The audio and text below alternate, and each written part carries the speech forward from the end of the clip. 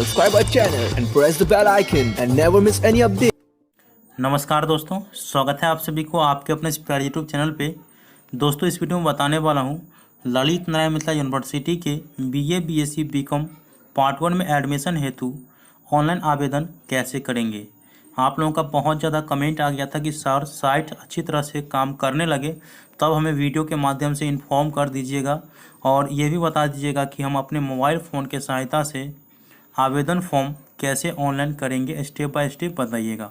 तो इस वीडियो में मैं स्टेप बाय स्टेप आप लोगों को बताने वाला हूं कि यूनिवर्सिटी के ऑफिशियल साइट से आप खुद अपने मोबाइल फ़ोन से ऑनलाइन आवेदन फॉर्म कैसे करेंगे। ठीक है दोस्तों, अगर आपको खुद से नहीं हो पा रहा है तो मैं 50 रुपया अतिरिक्त शुल्क के साथ आपका पूरा फॉर्म फिलअप करके दूंगा।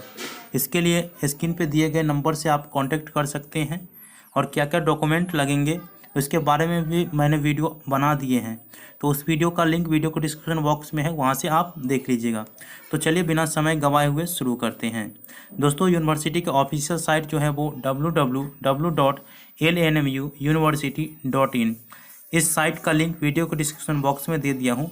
आप उस पर क्लिक करिएगा तो डायरेक्ट यहाँ पे आ जाएगा। ठीक है, आपको एडमिशन फॉर्म ऑनलाइन करना है तो यहाँ पे आपको UG PG का सेक्शन दिखेगा, एप्लीकेशन फॉर UG एडमिशन 2020, आप लोग यहाँ पे देख रहे होंगे। तो इस पर आप लोगों को क्लिक करना है।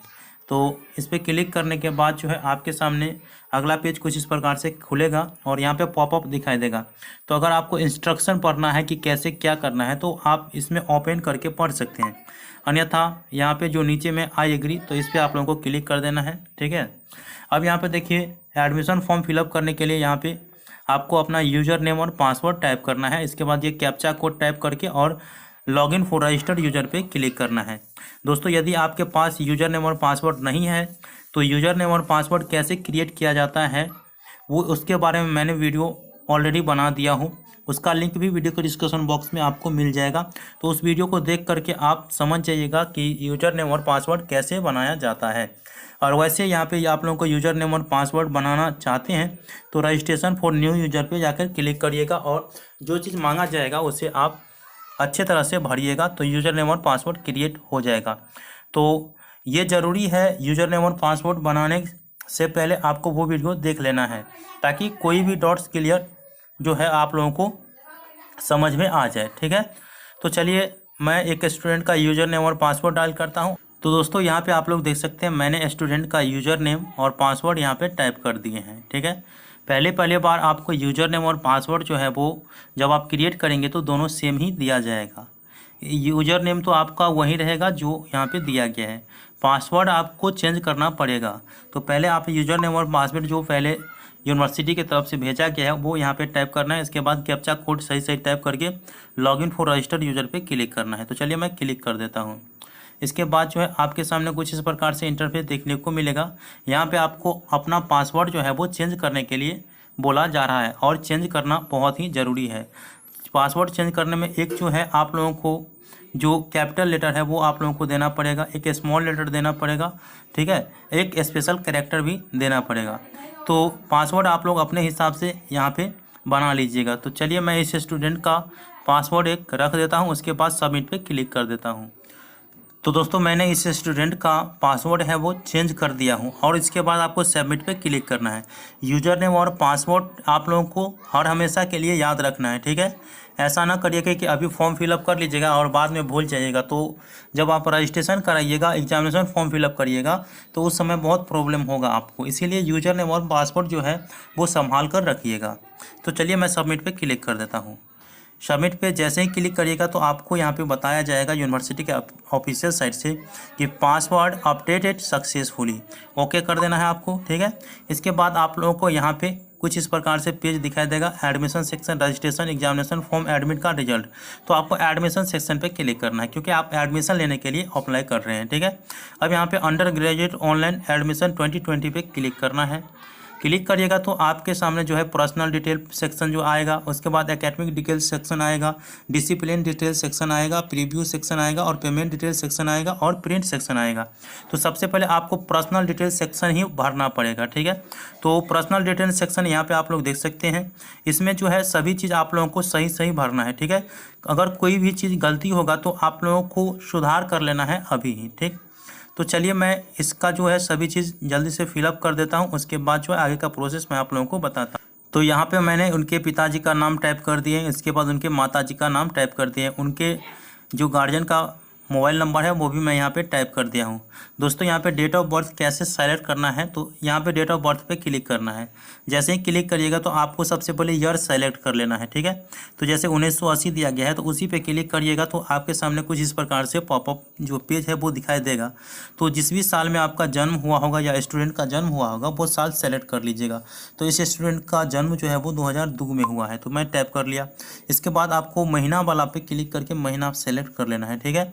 तो इस स्टूडेंट का जो महीना है जिसमें उनके जन्म हुआ है तो वो अप्रैल महीना है, ठीक है। अप्रैल महीना है, तो अप्रैल महीना चौथा महीना में इसका जन्म हुआ है, तो मैंने सेलेक्ट कर लिया। इसके बाद जो है किस तारीख को जन्म लिया है, ठीक है। तो यहाँ पे तारीख आप लोगों को दिखाई दे रहा है, तो उस तारीख पे क्लिक करना है। तो ये 5 तारीख को जन्म लिया है, तो 5 पे मैंने क्लिक कर दिया। तो ऐसा देखिए 5/4/2000 जन्म हुआ है, तो मैंने यहाँ पे टाइप कर दिया। इसके बाद ईमेल आईडी आपका भरा ही रहेगा। अब यहाँ पे जेंडर आप लोगों को सेलेक्ट करना है, मेल होंगे तो मेल, फीमेल होंगे तो फीमेल, और ट्रांसजेंडर होंगे तो ट्रांसजेंडर। तो ये फीमेल है, मैंने सेलेक्ट कर लिया। अगर आप बिहार के प्रॉपर रहने वाले ही हैं तो यस करिएगा, अन्यथा नो करिएगा। तो ये बिहार के रहने वाले हैं। इसके बाद जो है कैटेगरी आप लोगों को सेलेक्ट करना है। तो अगर आप अनरिजर्व्ड कैटेगरी के हैं तो अनरिजर्व्ड करना है, बीसी के रहेंगे तो बीसी, ईबीसी के रहेंगे तो ईबीसी, एससी एसटी जिस भी कैटेगरी के रहेंगे वो सेलेक्ट कर लीजिएगा। तो ये स्टूडेंट यादव है, अर्थात अनरिजर्व्ड कैटेगरी के हैं, तो मैंने अनरिजर्व्ड को सेलेक्ट कर लिया। इसके बाद मैरिटल स्टेटस में आपको, अगर आप विवाहित हैं तो मैरिड करेंगे और अविवाहित रहेंगे तो अनमैरिड करेंगे। तो ये अविवाहित है तो अनमैरिड मैं यहाँ पे कर दिया हूँ। इसके बाद है डिफरेंटली अबेल्ड स्टेटस, तो इस पे अगर आपको जो दिव्यांग कोटि के आप हैं तो यस जो भी चूज कर लीजिएगा, और नहीं है तो नोट अप्लीकेबल पे क्लिक करिएगा, ठीक है। इसके बाद आपको यहाँ पे ब्लड ग्रुप पूछा जा रहा है, ठीक है। दोस्तों अगर आपको ब्लड ग्रुप पता है तो यहाँ से सेलेक्ट कर लीजिएगा, जो भी ब्लड ग्रुप है आपका वो आप टाइप कर दीजिएगा, ठीक है। अगर आपको नहीं पता है ब्लड ग्रुप कि मेरा क्या है तो नोट नॉन पे क्लिक करिएगा, ठीक है। तो मुझे नहीं पता है इस स्टूडेंट का ब्लड ग्रुप क्या है, और स्टूडेंट को भी पता नहीं है, ठीक है। वो चेकअप नहीं करवाए हैं, इस कारण से यहाँ पे नोट नॉन पे मैंने इसे टिक कर दिया हूँ। इसके बाद आइडेंटिफिकेशन मार्क अर्थात पहचान के निशान क्या है वो यहाँ पे आप लोगों को टाइप करना है। तो स्टूडेंट के जो पहचान के निशान, इस स्टूडेंट के पहचान के निशान जो है वो उनके दाएं हाथ पर एक तिल का निशान है, ठीक है। तो यहाँ पे मैं तिल का निशान डाल देता हूँ। तो यहाँ पे मैंने स्टूडेंट के आइडेंटिफिकेशन मार्क यहाँ पे टाइप कर दिए हैं। इसके बाद स्टूडेंट का आधार नंबर यहाँ पे टाइप करिएगा, ठीक। तो यहाँ पे मैंने स्टूडेंट का आधार नंबर टाइप कर दिया। इसके बाद उनके पारिवारिक अर्थात एनुअल इनकम आप लोगों को पता करना है। तो अगर स्टूडेंट के पारिवारिक एनुअल इनकम जो है वो 8 लाख से ज़्यादा होगा तो यहाँ पे करना है एबव आरएस 8 लाख, अगर कम होगा तो बिलो आरएस 8 लाख करना है। तो इसके पारिवारिक जो एनुअल इनकम है वो 8 लाख से कम है, तो मैंने यहाँ पे कम वाला बिलो कर दिए हैं, ठीक है। इसके बाद जो है आप अगर किसी फ्रीडम फाइटर डिपार्टमेंट से है तो यस करेंगे, अन्यथा नो करेंगे। तो सभी में नो नो नो नो मैं यहाँ पे टाइप कर दिया हूँ। दोस्तों इतना करने के बाद आपके सामने आएगा एड्रेस सेक्शन। तो एड्रेस सेक्शन में आपको सभी चीज़ फिलअप करना है। जैसे यहाँ पे 21 नंबर में है house number, flat number, street, मोहल्ला, तो ये कहाँ के रहने वाले हैं उनको मैं यहाँ पे टाइप कर देता हूँ ताकि अच्छे से इसे समझ में आ जाए। तो ये जो स्टूडेंट हैं वो गोविंदपुर के रहने वाले हैं, तो मैंने यहाँ पे गोविंदपुर टाइप कर दिए हैं, ठीक है। इतना कर दिए हैं। इसके बाद एरिया कोड अर्थात पिन कोड आप लोगों को यहाँ पे टाइप करना है, ठीक है। तो 851213 इसका जो है पिन कोड है। इसके बाद देखिए कंट्री का नाम जो है ऑटोमेटिक शो अप हो जाएगा, ठीक है, देख सकते हैं जैसे, और स्टेट का नाम भी शो अप हो जाएगा और उनके डिस्ट्रिक्ट का नाम भी शो अप हो जाएगा। अब यहाँ पे आपको ब्लॉक सेलेक्ट करना है। तो ब्लॉक जो है इनका गोगरी है, ठीक है, यहाँ पे गोगरी। तो इस स्टूडेंट का जो ब्लॉक है वो गोगरी है, तो यहाँ पे गोगरी मैं यहाँ पे टाइप कर दिया हूँ, ठीक है। इसके बाद जो है इनका विलेज जो है आप लोगों को अभी बताएं गोविंदपुर है, तो आप लोग इस प्रकार से गोविंदपुर आपका जो भी विलेज होगा वो विलेज का नाम यहाँ पे आप लोग टाइप कर दिया। इसके बाद पंचायत अगर आपको पता है तो आप यहाँ पे टाइप करिएगा, ठीक है। तो पंचायत इसका है मदारपुर, इसका पंचायत मदारपुर है, मैंने यहाँ पे टाइप कर दिया। इसके बाद इनके पुलिस स्टेशन, तो पुलिस स्टेशन जो है इनका कहाँ है वो आप लोगों को यहाँ से पता कर लेना है। तो उनका पुलिस स्टेशन गोगरी, तो मैं यहाँ पे टाइप कर दिया हूँ गोगरी। इसके बाद देखिए यहाँ पे आप लोगों से पूछा जा रहा है कि permanent address same as present address. अगर आपका परमानेंट एड्रेस और परजेंट एड्रेस दोनों सेम है तो यहाँ पे टिकअप कर देना है, ठीक है। यदि आपका परमानेंट एड्रेस और परजेंट एड्रेस डिफरेंट है तो दूसरे वाले पे टिकअप करना है। और उसके बाद जो है यहाँ पे जो परमानेंट एड्रेस है वो यहाँ पे आप लोगों को फिलअप करना है, ठीक है। वैसे इस स्टूडेंट का परमानेंट एड्रेस और जो परजेंट एड्रेस है वो दोनों सेम ही है दोस्तों। ये चीज़ आप लोगों को फिलअप करना है अच्छे तरीके से। उसके बाद जो है अगला जो पेज है, अगला जो कर रहा है सबमिट एंड नेक्स्ट, इस पर आप लोगों को क्लिक करना है। तो जैसे ही क्लिक करिएगा तो आपके सामने जो है अगला जो सेक्शन है एकेडमिक डिटेल सेक्शन, वो आपको शो अप हो जाएगा। तो एकेडमिक डिटेल सेक्शन में आपको सबसे पहले मैट्रिकुलेशन का जो डिटेल है वो भरेंगे। इसके बाद इंटरमीडिएट का डिटेल भरना पड़ेगा। तो सबसे पहले मैट्रिक का डिटेल, तो ये स्टूडेंट जो है मैट्रिक में जो है सेकेंड डिवीज़न से पास किए हैं। तो सेकेंड डिवीज़न कहाँ से, तो Bihar school examination board Patna से किए हैं। तो आप यहाँ पे बोर्ड सेलेक्ट कर लीजिएगा जिस भी बोर्ड से आप लोग किए रहेंगे, ठीक है। तो ये student Bihar school examination board Patna से किए हैं, तो मैं यहाँ पे Bihar school examination board Patna type कर दिए हैं, ठीक है। इसके बाद पासिंग ईयर किया है, तो ये स्टूडेंट 2018 में मैट्रिक किया है, तो 2018 यहाँ पर सेलेक्ट कर देता हूँ, ठीक है। उसके बाद आउट ऑफ मार्क, ये जो एग्ज़ाम दिए थे 18 में 500 मार्क का एग्ज़ाम दिए थे, जिसमें से उसे प्राप्त अंक है, ठीक है। प्राप्त अंक ये भी आप लोगों को यहाँ पे लिखना पड़ता है। तो ये 289 मार्क इसको आया था, तो 289 मार्क यहाँ पे मैंने टाइप कर दिए। उसका परसेंटेज जो है ऑटोमेटिक यहाँ पे स्वैप हो जाएगा कि 57.80 है इनका परसेंटेज। इसके बाद मैट्रिक का जो आपका रोल नंबर होगा वो आप लोगों को टाइप करना है, ठीक है। तो इसका मैट्रिक का रोल नंबर यहाँ पे मैं टाइप कर देता हूँ। इसी प्रकार से आपको भी टाइप करना है, ठीक है। यहाँ पे मैट्रिक का रोल नंबर टाइप कर दिए हैं। तो ये चीज़ मैं मैट्रिक का पूरा डिटेल इसका भर दिया हूँ। उसके बाद ओके पे क्लिक करना है। ओके पे जैसे ही क्लिक करिएगा तो आपके सामने इंटरमीडिएट का जो एकेडमिक डिटेल सेक्शन है वो शो अप होगा। तो इसमें इंटरमीडिएट में आर्ट कॉमर्स साइंस होता है। तो सबसे पहले आप अपना स्ट्रीम सेलेक्ट कर लीजिएगा कि स्टूडेंट ने इंटरमीडिएट में कौन सा स्ट्रीम रखे थे। आर्ट रखे होंगे तो आर्ट करेगा, और साइंस रखे होंगे तो साइंस, और कॉमर्स रखे होंगे तो कॉमर्स। यदि वो स्टूडेंट 3 साल का डिप्लोमा किए हैं तो वो 3 साल के डिप्लोमा वाले भी इसमें अप्लाई कर सकते हैं, ठीक है। तो स्टूडेंट जो है वो साइंस रखे हुए थे, ठीक है। तो साइंस मैंने यहाँ पे टाइप कर लिया हूँ। इसके बाद देखिए आपको बोर्ड्स यहाँ पे जो है पासिंग ईयर करना है। तो पासिंग ईयर ये 2020 में जो है मैट्रिक इंटरमीडिएट पास हुए हैं। तो वो किस डिवीज़न से, तो वो फर्स्ट डिवीज़न से पास हुए। तो आप अपना डिवीज़न सेलेक्ट कर लीजिएगा। कौन से बोर्ड से हुआ है, तो बिहार स्कूल एग्जामिनेशन बोर्ड से ये स्टूडेंट हुआ है। तो Bihar school examination board Patna. तो आप लोगों को यहाँ पे दिक्कतें होगा, अधिकतर student Bihar school examination board के ही होते हैं।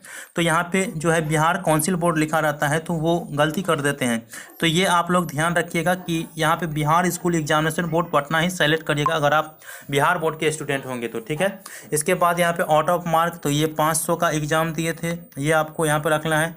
ऑब्टेन मार्क, तो ऑब्टेन मार्क में आपको यहाँ पे लिखना है जितना मार्क प्राप्त हुआ था, ठीक है। तो ये स्टूडेंट जो है इंटरमीडिएट में 360 अंक प्राप्त किए हैं। उनका परसेंटेज ऑटोमेटिक शो हो गया 72%। अब किस स्कूल से वो इंटरमीडिएट किया है तो स्कूल का नाम यहाँ पे टाइप करना है, ठीक है। स्कूल का नाम यहाँ पे टाइप कर दिए हैं। इसके बाद जो 12th का रोल नंबर है वो यहाँ पे आप लोगों को टाइप करना है, ठीक है। तो चलिए मैं 12th का रोल नंबर यहाँ पे टाइप कर देता हूँ। रोल नंबर टाइप करने के बाद नीचे में सब्जेक्ट चूज करना पड़ता है कि कौन कौन से सब्जेक्ट वो 12th में रखे हुए थे। तो यहाँ पे सेलेक्ट सब्जेक्ट पे क्लिक करना है। तो ये स्टूडेंट जो है फिजिक्स, केमिस्ट्री, बायोलॉजी के थे, तो फिजिक्स पहले रखे हुए थे, तो फिजिक्स, ठीक है। तो फिजिक्स में कितना मार्क आया तो ऑब्टेन मार्क यहाँ पे लिखिएगा, ठीक है। तो फिजिक्स में इस स्टूडेंट का जो मार्क है वो 76 है, तो मैं यहाँ पे टाइप कर दूँ। इसके बाद केमिस्ट्री रखे हुए थे, तो केमिस्ट्री में उनको जो मार्क आया है वो 66 आया है, अर्थात 66 आया है। इसके बाद साइलेंट सब्जेक्ट तीसरा, तो वह बायोलॉजी रखे हुए थे, बायोलॉजी में इसको 60 मार्क आया है, तो यहाँ पे मैंने 60 कर दिए हैं। इसके बाद एक्स्ट्रा और जो सब्जेक्ट रखे हुए थे वो इंग्लिश रखे हुए थे, 100 का इंग्लिश वो रखे हुए थे। इंग्लिश में उनको जो मार्क आया है वो यहाँ पे टाइप कर देता हूँ। इंग्लिश में इसको 81 मार्क आया है, ठीक है। इसके बाद अगला जो सब्जेक्ट सेलेक्ट करना है आपको, तो ये आरबी नॉन हिंदी रखे हुए थे, ठीक है। तो आरबी नॉन हिंदी रखे हुए थे, तो यहाँ पे उनको जो मार्क आया है आरबी नॉन हिंदी में 42 आया है, अर्थात 42 आया है। इसके बाद जो है आरबी नॉन हिंदी के साथ जो है वो अल्टरनेटिव इंग्लिश रखे हुए थे, तो अल्टरनेटिव इंग्लिश यहाँ पे मैंने टाइप कर दिया हूँ। अल्टरनेटिव इंग्लिश में उसे 33 मार्क आया है, तो 33 यहाँ पे सेलेक्ट कर। दोस्तों इसके बाद आता है एडिशनल सब्जेक्ट्स का सेक्शन। तो स्टूडेंट अगर एडिशनल अर्थात एक्स्ट्रा सब्जेक्ट अगर रखे होंगे तो यहाँ पे सेलेक्ट कर लीजिएगा कि कौन सा सब्जेक्ट रखे हुए थे, उस सब्जेक्ट में कितना मार्क आया। तो ये स्टूडेंट जो है वो एडिशनल में मैथमेटिक्स रखे हुए थे, तो मैं मैथमेटिक्स यहाँ पे सेलेक्ट कर लेता हूँ, ठीक है। तो चलिए मैं इसे मैथमेटिक्स सेलेक्ट कर लिया। मैथमेटिक्स यहाँ पर सेलेक्ट कर लिया। मैथमेटिक्स में उसे 47 मार्क आया है, ठीक है, 47 मार्क आया है। तो दोस्तों सभी चीज़ अगर फिलअप हो जाएगा तो यहाँ पे ओके पे क्लिक कर देना है आपको, तो मैं ओके पे क्लिक कर देता हूँ। तो आप लोग यहाँ पे देख सकते हैं ये मैंने ओके पे क्लिक किया हूँ, तो यहाँ पे दोनों चीज़ जो है फिलअप हो गया है। अगर आपको चेंज करना है तो यहाँ पे देखिएगा एक्शन, तो एक्शन एडिट, तो एडिट यहाँ से कर लीजिएगा अगर आपको किसी भी चीज़ का एडिट करना है तो, ठीक है। तो देखिए यहाँ पे आप लोगों को सबमिट एंड नेक्स्ट का ऑप्शन दिखाई दिया होगा, तो इस पर आपको क्लिक कर देना है।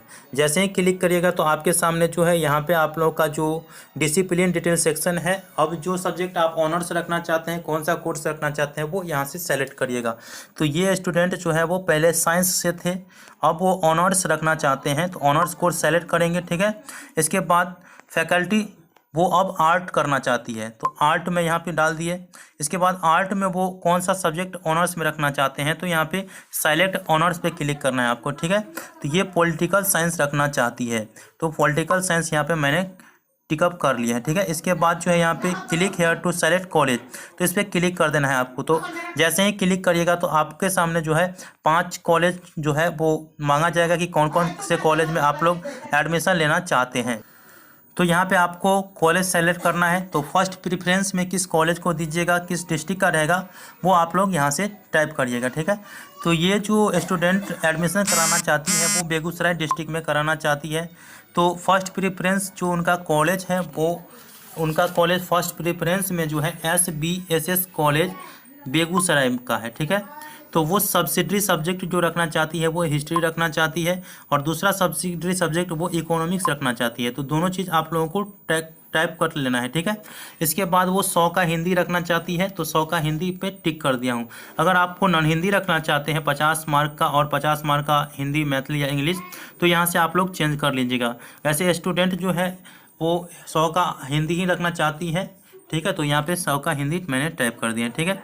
इसके बाद सेकंड प्रेफरेंस में जो कॉलेज वो रखना चाहती है वो बेगूसराय डिस्ट्रिक्ट के ही रखना चाहती है, और उस कॉलेज का नाम है यहाँ पे SK कॉलेज, ठीक है। तो SK महिला कॉलेज जो बेगूसराय है वो। इसके बाद जो है उनमें जो वो हिस्ट्री पहला जो है सब्सिडरी सब्जेक्ट और दूसरा इकोनॉमिक्स रखना चाहती है, तो यहाँ पे मैंने टाइप कर दिए। वो 100 का हिंदी रखना चाहती है, ठीक है। इसके बाद यहाँ पे थर्ड प्रेफरेंस बेगूसराय का ही रखेगी।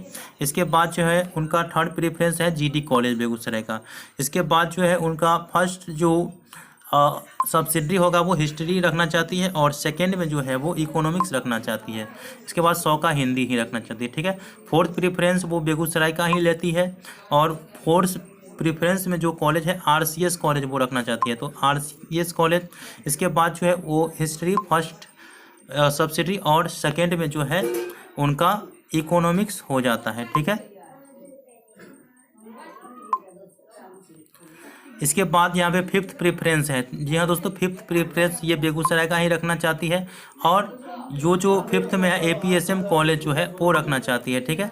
इसके बाद जो है इसका हिस्ट्री, इसके बाद जो है यहाँ पे इकोनॉमिक्स, तो इकोनॉमिक्स मैंने यहाँ पे टाइप कर दिए है, ठीक है। तो यहाँ पे मैंने 5 प्रेफरेंस जो मांगा जाता है वो पांचों का पांचों मैंने यहाँ पे सेलेक्ट कर दिया हूँ। दोस्तों इसमें ये होता है कि किसी कॉलेज में कुछ सब्जेक्ट नहीं रहते हैं, तो इस कारण से उस सब्जेक्ट का नाम नहीं दिखाई देता है। तो उस कॉलेज में अगर आपको वो सब्जेक्ट नहीं दिखाई दे और आपको वो सब्जेक्ट चाहिए तो आप दूसरे कॉलेज का चुनाव भी कर सकते हैं। आप एक से अनेक डिस्ट्रिक्ट का भी चुनाव कर सकते हैं, ठीक है।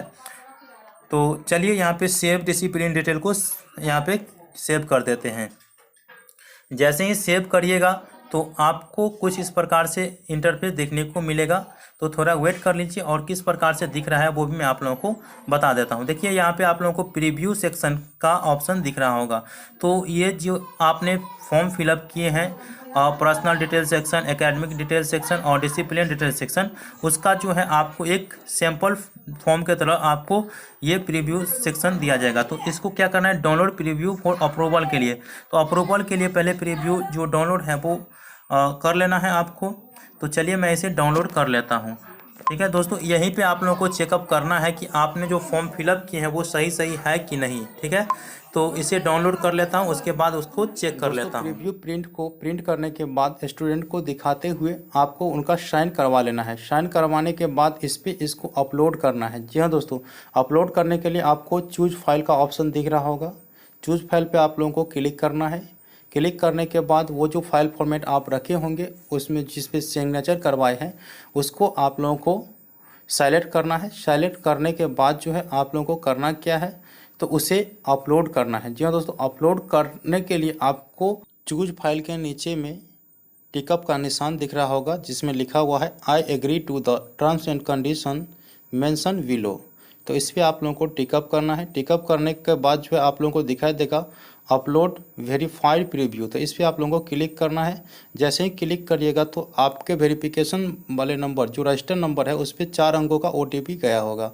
तो उस OTP को यहाँ पे टाइप कर दीजिएगा। टाइप करने के बाद जो है यहाँ पे वेरीफाई पे क्लिक करिएगा। तो जैसे ही वेरीफाई पे क्लिक करिएगा तो आपका जो वेरिफिकेशन कोड है वो यहाँ पे ग्रीन हो जाएगा और प्रीव्यू सेक्शन भी कंप्लीट हो जाएगा। दोस्तों, अब जो अगला सेक्शन है वो पेमेंट डिटेल सेक्शन है। इसमें आप लोगों को यूनिवर्सिटी का जो शुल्क है उनका पेमेंट कटाना पड़ेगा।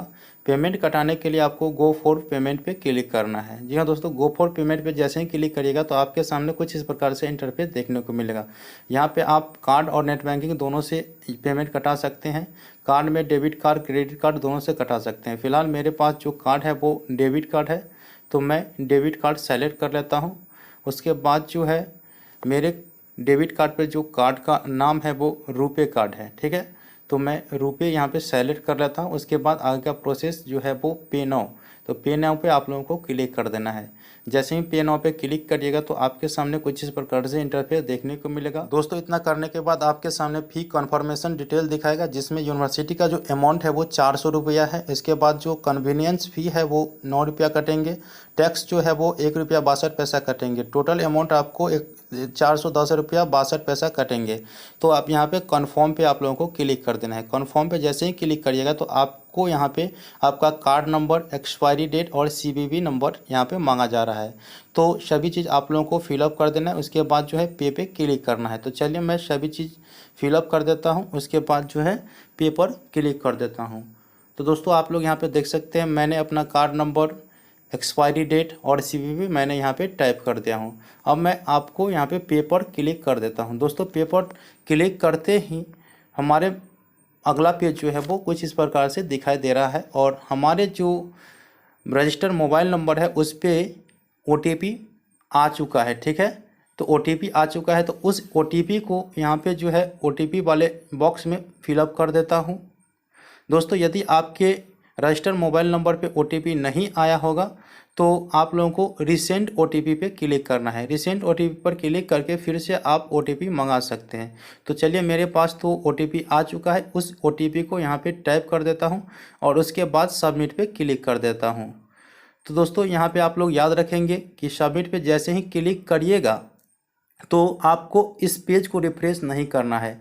जितना समय ये लेगा लेने देना दोस्तों, है। इतना करने के बाद आपके बैंक अकाउंट से पैसा कट जाएगा और आपको यहाँ पे देखिए सब चीज़ ग्रीन हो जाएगा। जैसे पर्सनल डिटेल सेक्शन भरे थे और सेव किए थे तो ग्रीन हो गया। एकेडमिक डिटेल सेक्शन भरे थे, सेव किए थे तो ग्रीन हो गया।